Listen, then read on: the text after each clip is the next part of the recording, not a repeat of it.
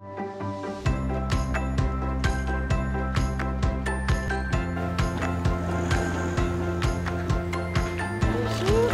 tout le monde. Bon.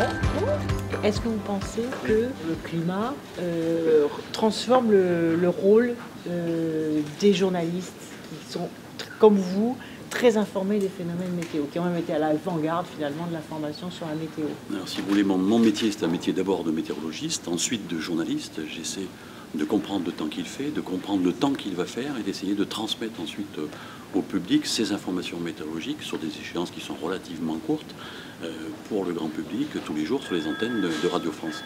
Maintenant, le climat, c'est un deuxième métier, si j'ose dire. Le climat, c'est le temps du futur. Et là, on va beaucoup plus loin que mon travail habituel.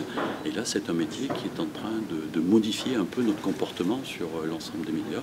Et il faut absolument que cette année, on va profiter pour parler effectivement du changement climatique et de ce changement qui est déjà malheureusement en cours sur l'ensemble de la planète. Est-ce que vous pensez que ceux qui donnent l'information sur la météo pourraient en même temps donner une information sur la prévention des risques? Ou est-ce que le moment de la météo doit être un moment un peu ludique? Ou est-ce qu'on pourrait en même temps dire, attention, là, il peut y avoir des inondations, voilà ce qu'il est possible de faire? On essaye de faire effectivement cette information lorsqu'on déclenche la vigilance. La vigilance est accompagnée, les bulletins de vigilance sont accompagnés de conseils.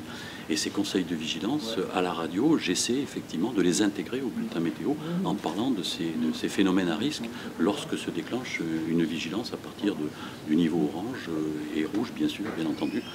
On parle des conseils de comportement qui sont associés à cette vigilance, ce qui n'est pas toujours le cas partout.